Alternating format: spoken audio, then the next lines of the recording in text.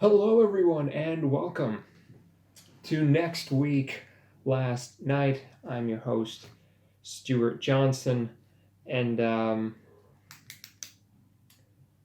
this different kind of show we're doing today. This little show of mine. Um, Quick backstory. Um, I've been working on this little project for a good little while now. And to be quite honest with you, this is not how I imagine the first episode looking. Um, this wasn't the way I wanted to do it. This wasn't the setting I had in mind, or the topic for that matter. Um, and I wasn't even going to do it now. I was going to do it some point in the future. I had my first episode all written. It was called Start Wars, and it was going to be a piece on the United States of America's military policy and foreign intervention history, and a look at the damaging and dangerous consequences that tradition has had for decades. But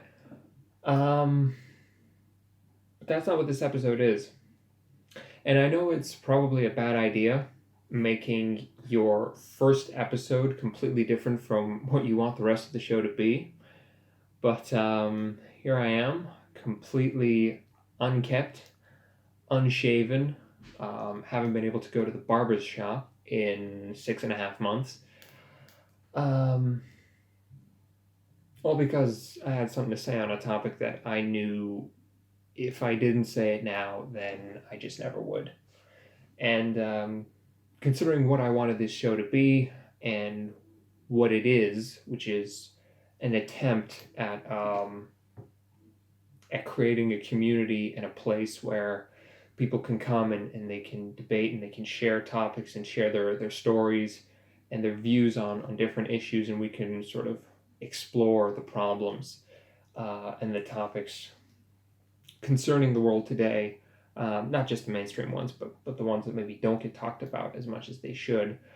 I simply decided that to say nothing on a technicality, because I wasn't ready for a discussion like this, would be wrong, and it would be against the spirit of what the show is supposed to be. So on that note, I'm sure you all have heard about the tragic incident that has occurred in Minneapolis, Minnesota, the riots that have been going on following the police murder of George Floyd, and that is very much what we're here to talk about today. The United States of America is in a state of absolute chaos at the minute, and it's sad to watch, really. Just how much this country is just being torn apart in the nexus of this gaping racial wound that will not heal, and yet some people want to pretend doesn't exist.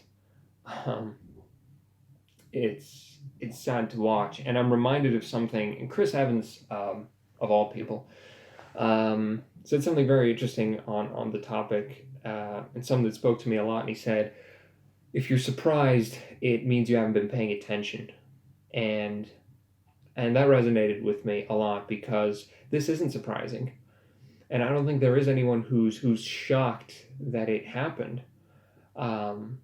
What's perhaps more shocking is the lack of a reaction and a response from senior officials, from people who you would expect would be more concerned about what's going on, and that's really what blows my mind is the disparity of response, I guess, between when we think someone foreign is coming to kill us and us killing each other. Because if this had been, an act of Islamic terrorism, then that would fit into our our preconceived notions. But this is senseless. And the worst part is, nothing's going to change, and it's going to play out the same way it always has. They're already using the language of, oh, this is racial arson. This is people trying to create a divide, trying to turn Americans against each other, and we've heard it all before, and we already know how this whole story is going to play out. The cop in question is going to get put on trial. He's not going to get convicted, of course, because they never do. There's going to be a few days worth of riots, a few days worth of angry protests. People are going to get hurt. People are going to get shot. And then inevitably, when there is no indictment, people are going to move on, because Kylie Jenner will have gotten her 4th breast implant because the first 3, didn't do a good enough job. And the whole world will move on for about 3 to 6 months until something like this happens again, and then we get to do this whole song and dance all over again. So I'm not surprised, and I'm not expecting anything to change. But it's important in times like these to at least do what you can to try and make a difference. And hopefully I can say some things that a few other people have been thinking, and maybe can resonate with. That's my part that I'm trying to play. And maybe it'll amount to nothing. Maybe it'll change the world. Quite frankly, it's not my job to care. What I will say, though, is that I am confident that by acknowledging it, by staring into that, we still won't do jack shit. Because that's us, we just refuse to acknowledge it. We refuse to acknowledge this issue that's been around for decades and that keeps coming back. And people try and tell me, racism is on its last legs, and the days of racism are gone. Racism isn't gone; it's just changed. It's evolved. All right, so we don't lynch people in the streets anymore, and you're not allowed to use the N-word. But fundamentally, nothing's changed, and racism didn't go anywhere. It didn't disappear. It just changed the way it looks.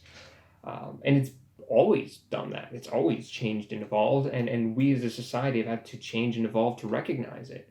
150 years ago, when slavery was abolished, people went, all right, black folks, you got what you wanted. You got your 13th, your 14th, your 15th Amendment. No more slavery. It's all good now, right? Racism's gone. But what happened? We created a set of racially motivated laws set to stifle people's personal freedoms. We separated them from ourselves under the pretense that, just because we don't want you meddling with us doesn't mean you're inferior. It just means that we want you as far away from us as possible. It's like when, you keep a leper far away from yourself, not because he's sick, but just because you don't want what he has. And then obviously people caught onto it, and people got angry, and we have the Civil Rights Movement. And in the nexus of that, we got, the Voting Rights Act, Civil Rights Act. And then once again, we're like, all right, now racism's finished. Now we sorted it out. We got rid of the Brown versus Board. We got rid of segregation. That's it. Fix the problem. Now we can move on. But we didn't. All that happened was now racism had to go underground. But basically what we got bootleg racism these days, where because you can't be open about it anymore, you have to disguise it as something else. Oh, it's not racism, it's just good business. It's not racism, it's just a coincidence. It's not racism, it's just a cop doing his job. And they've muddied the lines to where now you can't even call them out on it anymore without someone getting offended or saying, you're trying to drag us all through the mud. Not all cops. Hold on a minute. This isn't about cops. This isn't about the United States police force. This is about making an example of someone who should know better and who should serve as an example to everybody else. And people say, well, why don't we talk about black on black crime? And I go, no, you're right. I mean, why should we hold police officers to a higher standard than gangs? It's insanity. And people who actually think that this is about one case or one time, it's not. This has been going on for since before I was born. Which, granted, wasn't a horribly long time ago, but the point I'm making is real. Ferguson, Missouri, New York, now Minnesota, this happens all the time, and nothing ever gets done about it. Now, I'm not saying rioting in the streets and burning Baskin-Robbins to the ground is the solution to the problem. Although, to be perfectly honest, I wouldn't mind seeing Baskin-Robbins burned to the ground. But that's a different episode. I'm not saying I agree with mass protests and violence.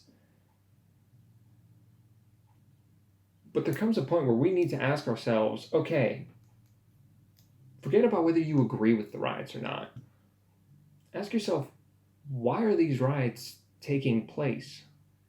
Why is there a group of people, well, more than a group, let's call them a half, of people in this country who feel so disenfranchised that they genuinely believe that throwing shit in the streets and burning cars is the best way to get their message out?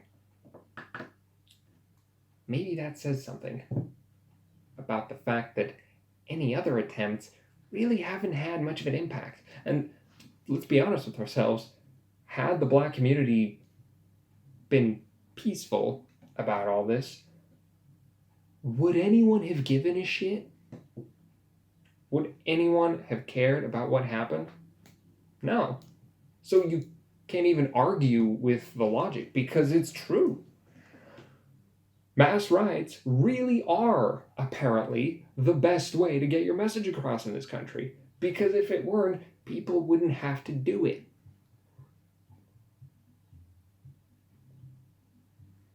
It's as simple as that. Really. This reminds me of when during the Vietnam War, we had a similar sort of thing going on, right? We had the hippie movement, we had people rioting, protesting, angry, and the government then did something very similar to what the government now is doing, which is they didn't sympathize with the people who were angry. When students were shot and killed at Kent State by National Guardsmen, there was no movement to bring people together. It was all just, look at these lunatics, these unemployed hooligans who really are just looking for any excuse to start shit.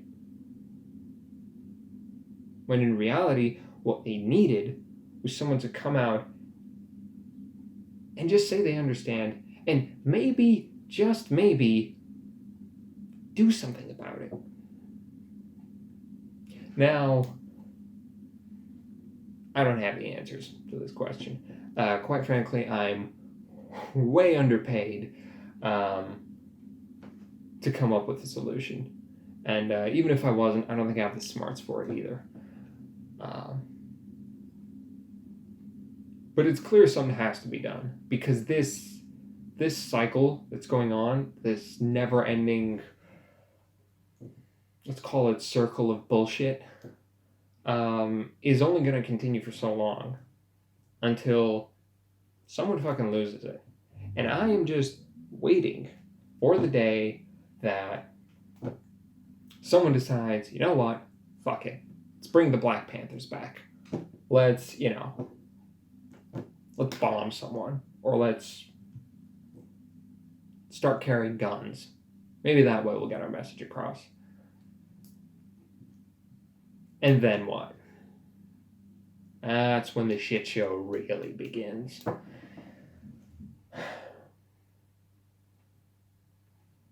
The United States police force across the board, and I'm not going to point fingers and name any one place in particular, but across the board is way overprotected and way under-regulated, under-supervised. And it's gotten to a point where really they can do whatever the fuck they want. And there's no system of accountability in place to stop them. There's no mechanism in place to prevent things like this from happening again. None. Internal affairs was created to deal with cases like this, but the guys from internal affairs, they're cops too. And they need the police force to work with them. And at the end of the day, no cop is going to throw his partner under the bus. And I remember when these things started catching mainstream attention, there was movement for, let's introduce body cams. Body cams will fix everything. We put a body cam on each cop, that way we know what's going on, we can see what's happening, and that way stuff like this can't happen again. And if it does, we'll know exactly what happened, and we'll be able to punish individuals who abuse their power. Well, guess what? There is an 8-minute video documenting what happened. Made fuck all difference in the end, really.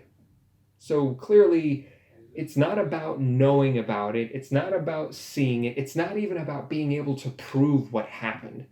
None of that shit matters.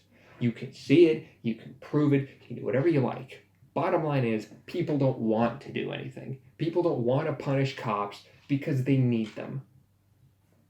Because the system is built in such a way that in order for a policeman to be punished, you need the system to turn on itself. And that's why nothing ever gets done. Because what prosecutor who needs cops to do their jobs so they can catch criminals, what cop is going to prosecute one of those policemen and potentially turn them against the prosecutor? Next thing you know, cops really aren't interested in doing their jobs anymore. Some system needs to be created. And I don't know if that means creating some kind of board or commission that goes through every single police shootout and every single death caused by police and seeks to determine whether or not the force used was necessary. I don't know if that means creating stricter guidelines on when police can use force. I don't know. But we got to do more than what we're doing now, because what we're doing now is pretty fucking pathetic. And then when you get something like the medical examiner's report, which says that George Floyd's death was caused by a pre-existing condition, basically trying to say, he wasn't choked to death. He just died of a lack of oxygen. But it wasn't because he was choked. Only pre-existing condition he had was being black. That was the only pre-existing condition that mattered in this equation. And that's the one that got him killed. Bottom line. You know, I love the police. I do. I mean, in spite of everything they might do, I have nothing but respect for police officers, men and women who risk their lives every day to try and do what's right. And I hate the fact that some of them are being dragged through the mud because of the actions of a couple of assholes. It saddens me. But that's what happens when you're supposed to be a beacon to everyone else. Your mistakes get scrutinized a lot more than everybody else's. And that's how it should be. And I will not apologize for it, and neither should anyone else. Oh, and just one word on the president in this whole scenario. Just what the fuck are you doing? I mean, seriously, just what the fuck? Why do you do this to yourself? That's the thing. You do it to yourself. I don't even need to, nothing I say could screw you more than the stuff you say yourself. I mean, this was an easy one. Because look, Donald Trump is not responsible for the death of George Floyd. He didn't kill him, and to be perfectly honest, incidents like this have been occurring since long before Donald Trump ever came into office. This stuff happened under Obama, it happened under Bush, Clinton, whoever else. This was an easy opportunity for Trump to score some much-needed sympathy points, and all he had to do was express 1 ounce of human decency. That would have been enough. Instead, he went and added fuel to the fire and tried to make the black people in this situation look like the bad guys. You do it to yourself. And honest, that's the part that just... How?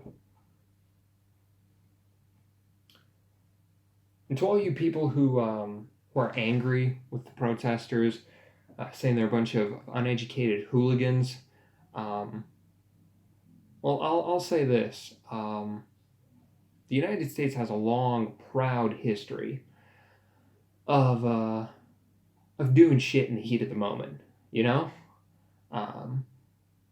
Going to war with Spain didn't bring back the USS Maine, but you did it. Going to war with Vietnam didn't change what happened in the Gulf of Tonkin. We did it anyway. And you know what? Bombing Iraq into the ground and leveling the country didn't change 9/11. Didn't bring back one person. But we did it anyway. Because sometimes people are hurt, and people are angry, they tend to act out. And I think instead of trying to put these people down and make fun of them or call them hooligans, I think maybe we should show just a smidgen of sympathy and ask ourselves, what can we do to make sure it doesn't happen again? I'm sorry for the blatant lack of script for this episode.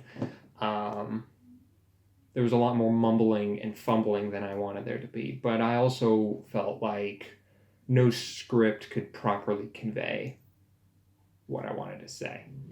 And so I'm sorry for no jokes and no coherent thought.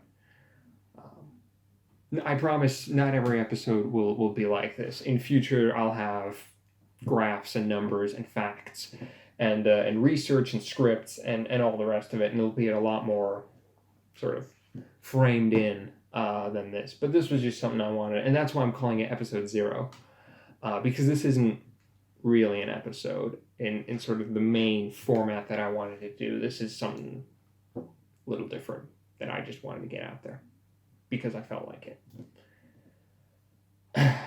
Yeah. All I can say is I'm really sorry. Bottom line. Sorry this happened. I'm sorry it's going to continue to happen, and I'm sorry there's not a lot I can do about it. But I tried. There's that. Thank you for indulging me and for coming to join. If you like this, or if you agreed with any of what I said or didn't, doesn't really matter. I don't know what I'm talking about anyway. Consider giving it a like, giving the video a like and a share. Show it around, maybe, if you think there's anyone who could benefit from hearing some of what I had to say.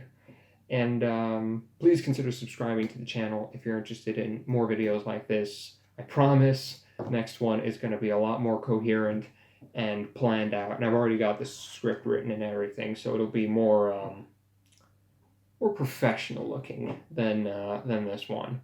But I had something to say, and I wanted to say it. And I encourage you all to do the same. Doesn't matter if it's a YouTube video, Twitch, Instagram Live, or write a fucking letter. If you got something to say, get it out there. Nothing else, it'll make you feel better, because it worked for me. Thank you all for watching me. Have a good rest of the day. Have a good week. I'll see you next time.